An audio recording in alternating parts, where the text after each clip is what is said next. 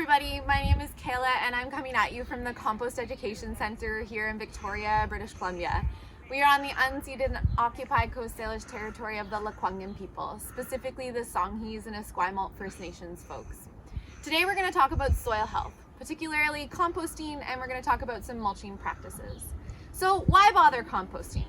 Well, when we add compost to a garden, we are adding all sorts of life to the garden, but also we're building soil structure. We're building the water holding capacity of that soil. We're able to adjust the pH and store carbon in the soil when we add compost to it. Ultimately, we are supporting really healthy plant growth when we add compost onto a garden. And we're also taking stress off of some really resource-intensive curbside food waste collection programs, while also avoiding organic material ending up in landfill.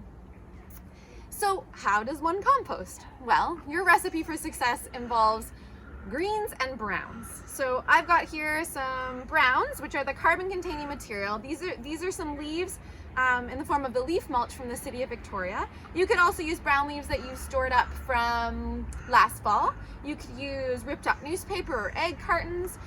You could use straw, you could use chipped woody debris. These are the carbon-containing materials that tend to be on the drier side.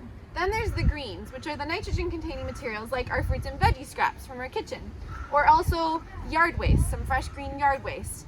And so when we have a balance of the wet, nitrogen-rich greens and the dry, carbon-rich browns, and we put those into our bin, the microbes and the chemical reactions, biological reactions can all happen in harmony to create a really nutritious and life-filled soil amendment that we can then add to our garden to benefit our plants. There's other factors that are important in a healthy compost pile. So say you have some fruits and veggie scraps from your kitchen, you're going to add a few handfuls or maybe a small bucket of your fruits and veggie scraps to your compost bin, and it goes.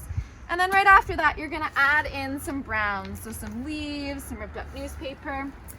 When we layer like this, it ensures that we have a balance of the carbon and the nitrogen. Air and water are also very important in the compost bin. So poking your pile with a compost aeration tool or some other stick or garden fork can make sure that the microbes that are in your pile have what they need in order to do their work. Moisture is also important. So that might mean in the summer, if your pile looks dry, that you're adding a little bit of water to your pile. And in the winter, ensuring that your pile is covered so it doesn't get sopping wet. Other factors that make for a really healthy compost pile is ensuring a uniform surface area. So when you have big things coming out of your garden, you might want to clip them up before adding them to the compost bin so that their surface area is a little bit smaller and they can decompose more readily. And having a diversity of different materials in your compost bin will result in a more diversely healthy finished compost. So a little bit of yard waste, a little bit of food waste, some leaves, all of these things in mixture can really help to create a beautiful finished compost product. So there are a number of different ways that you can replenish nutrients in your soil. One is by adding compost to your soil, either in the spring before you plant out seeds or seedlings, or throughout the season as the compost is available. You can tuck it in and around your plants that are already established. The second way is by adding mulch to your soil, and we'll talk about that in a little bit. Another way is by growing peas and beans. So peas and beans are nitrogen fixers like a few other plants, and they're actually able to take atmospheric nitrogen out of the soil and fix it through a symbiotic relationship in their root system in the soil. They make it available to other plants when those roots decompose. So really important that you leave the roots of nitrogen fixing plants in the soil to let them decompose and release their nitrogen.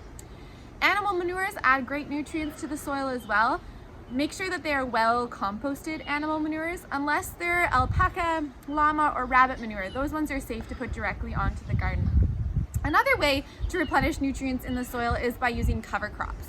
So things like crimson clover, winter pea, vetch, winter rye, and winter wheat. These are things that we plant in the fall and we let them slowly grow throughout the winter so that in the spring we cut them back, we let their roots decompose, we add organic matter as those roots decompose in place. Often they fix nitrogen as well, depending on the plant, and overall we're improving that soil ecosystem from growing that cover crop. I really encourage you to check out the Compost Education Centre's fact sheets. So compost.bc.ca is our website, and there's all sorts of fact sheets on there that go over a lot of these concepts in detail. We also have a wide variety of different workshops that are available to the general public, and you can find those also listed on our website. So now we're going to talk about mulching. I'm sitting here on top of a pile of leaf mulch from the city of Victoria. So these are partially decomposed leaves that are a great addition into the compost bin as your browns, or that you can tuck in and around established plants or slowly growing plants. And ultimately, this mulch will help improve your soil in a variety of ways. So when we keep our soil covered with mulch in the form of leaves, something like this, or brown leaves that you saved from last year, or straw, or even newspaper, we're moderating the temperature of that soil. So in the summer, that means that the soil will stay a little bit cooler, and in the winter, it means that the temperature of the soil will be a little bit warmer, which is helpful if we have crops in the ground. It will also moderate the moisture level in the soil. So in the summer, that will mean that you will have to water your garden less, and that the plants will have more consistent access to water.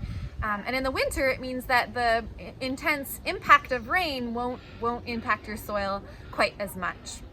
It really helps with weed pressure. So when we keep our soil covered in a mulch, it means we have to do far less weeding because the weeds aren't able to come up and compete with vegetables and create more work for us. Ultimately, when our mulch decomposes in the soil, what's happening is we're adding very beneficial organic matter. And that organic matter feeds microbes, it feeds macrobes, and it's going to improve your soil structure and your soil quality immensely. So keep that soil covered with mulch. So when you're adding mulch to a garden bed that has established perennials, all you're going to do is add that leaf mulch or that straw into the garden bed, and then just gently tuck it in and around previously growing established plants. Here I am in an annual veggie bed. I've got some little parsnips here, and I'm starting to mulch in between the rows of parsnips. So I'm just gently placing some straw in between the rows. You could also use leaves. And this is gonna, again, suppress weeds. It's gonna moderate soil temperature and soil moisture. And it's ultimately gonna decompose and add organic matter, improving the soil health overall. Thanks so much for watching this video about composting, mulching, and soil health. If you'd like to find out more about these topics, check out the Compost Education Centre's website at compost.bc.ca. If you want to find out about more food security regional initiatives, you can check out Growing Together campaign website at growingfood-together.com.